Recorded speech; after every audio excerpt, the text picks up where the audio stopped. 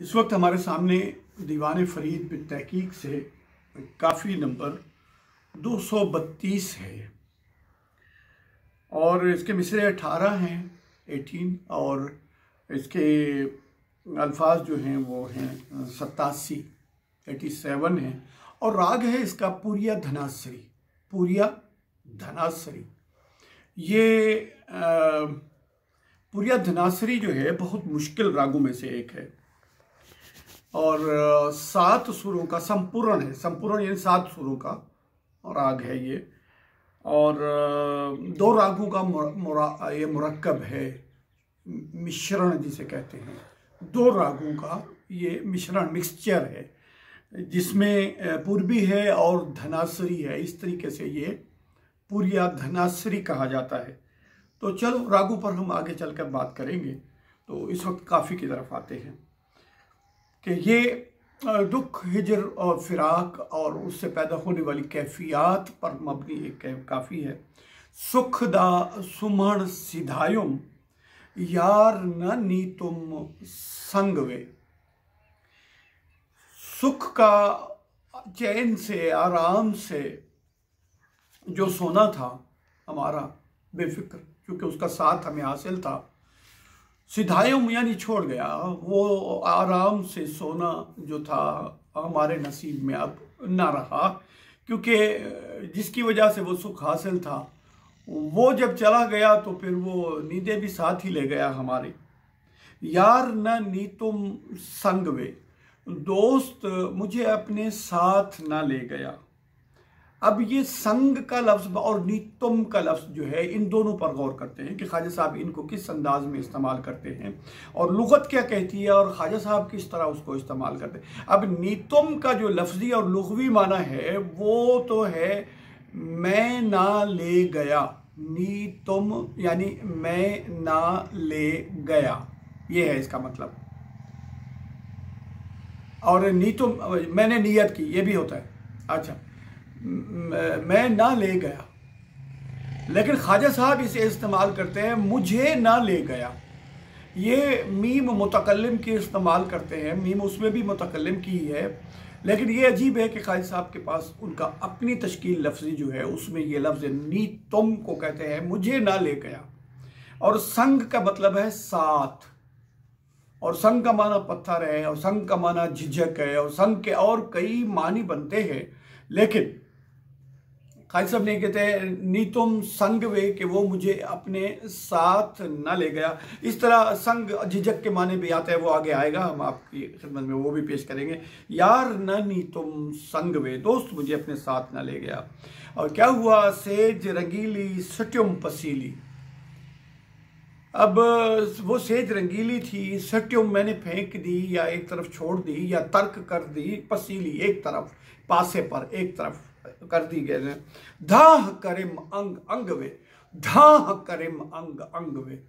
इसको दाह भी कई कह सकते हैं, लेकिन इसका सही तलफ़्फ़ुज़ जो है धाह करिम अंग अंग वे, कि मेरा एक एक जोड़ एक एक आज़ाज़ आसाब फरियादें कर रहे हैं। और निकले न आही संज सबाही दुखड़े की तुम तंग वे।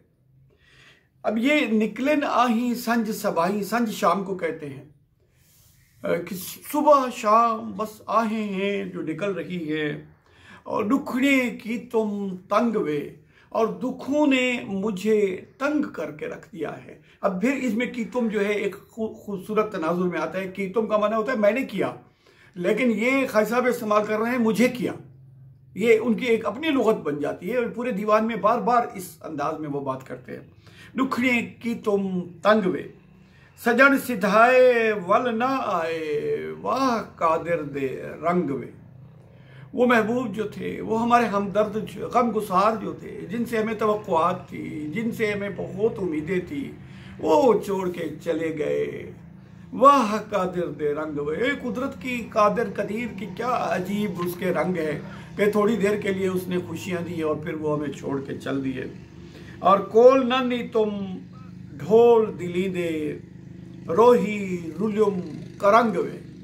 कोल नन्नी तुम, कोल मने पास, करीब, साथ, ना नी तुम, अब देखिए फिर एक दफ़ा फिर वही लफ्ज़ नी तुम का माना मुझे ना ले गया।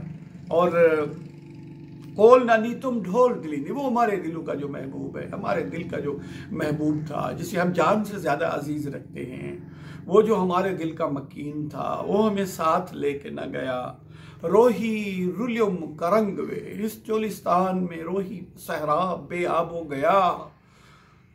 इसमें हमारे करंग रुल गए। करंग कहते हैं ढांचे को, हड्डियों के ढांचे को। हमारा तो हड्डियों का ढांचा भी इस सहरा में तबाह बर्बाद हो गया। रुल्युम यानी सरगर्दान, हमारा ढांचा भी सरगर्दान है। अब ये बात नहीं, एक ढांचा भी, ढांचे को भी सुकून नहीं है, वो भी रुल गए, यानी वो तबाह बर्बाद हो गए, सरगर्दान हो गए, ख़त्म हो गए। ये सब कुछ इसी में आ जाता है।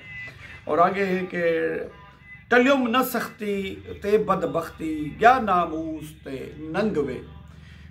टल्युम, अब लफ्जी का माना तो इसका ये होगा कि मैं हट ना गया, लेकिन मैं टल ना गया, हट ना गया। और ये, लेकिन यहाँ पर ख्वाजा साहब जो कर रहे हैं, मतलब इसका बता रहे हैं कि मेरे सर से न टला।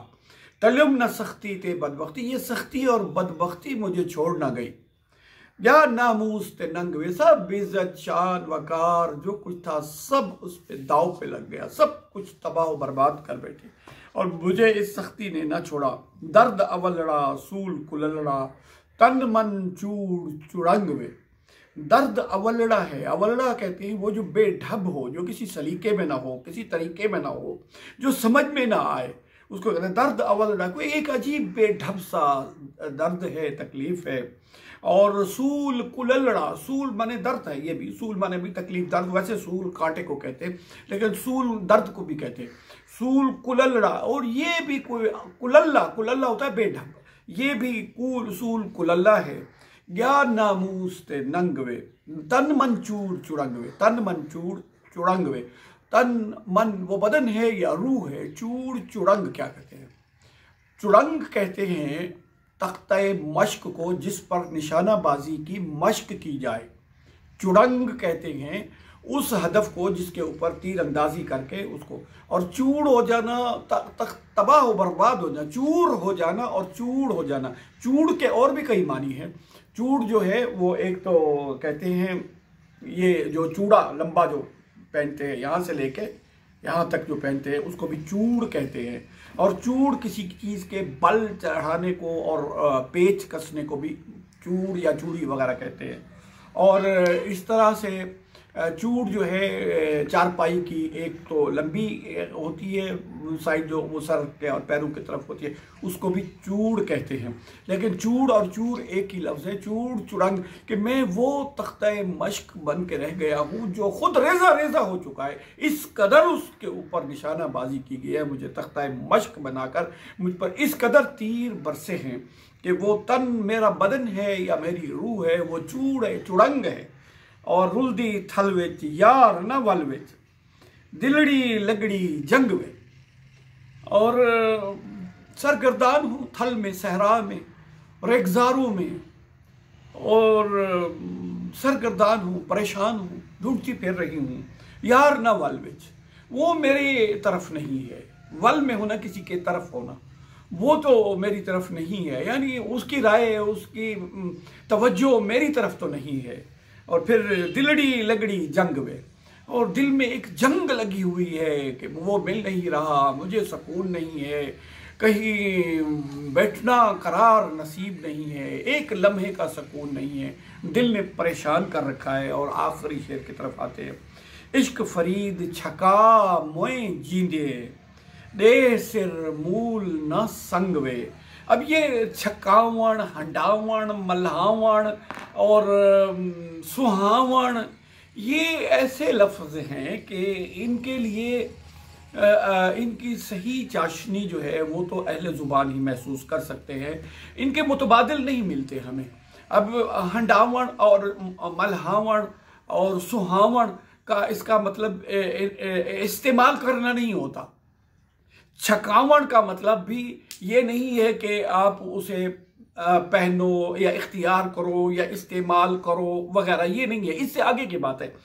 छकती कोई कोई चीज़ है, छक्कण का मतलब होता है जचना, और इससे भी कुछ और आगे है, बस हमें मुतबादिल इस वक्त इतनी जितनी उर्दू हमें आती है उसके मुताबिक हम बात कर रहे हैं कि छक्कन कहते हैं किसी चीज का कमा हक़हू उस पर जचना और उसको इस अंदाज में इख्तियार करना कि देखने वाले और समझने वाले और जानने वाले कहें कि बस इससे अच्छा मुमकिन नहीं है। ख्वाजा साहब कहते हैं कि ऐ फरीद, अगर तुम इश्क में हो तो फिर इसे छकाओ भी, यानी इस हद तक इसका हक अदा करो कि उससे बेहतर कोई ना कर सके।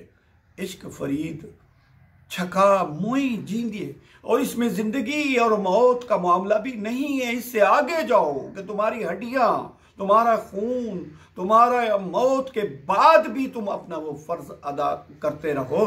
दे सिर मूल न संगवे, अगर इसमें सर की बाजी लगती है, सर देना है तो मूल न संगवे। यहाँ संग ऊपर जो है संग साथ के मानी में, यहाँ संग झिझक के मानी में है कि दे सिर मूल न संगवे। इस तरह काफ़ी नंबर 232 या 33 है वो कुछ, ये इस बार अख्ताम होता है।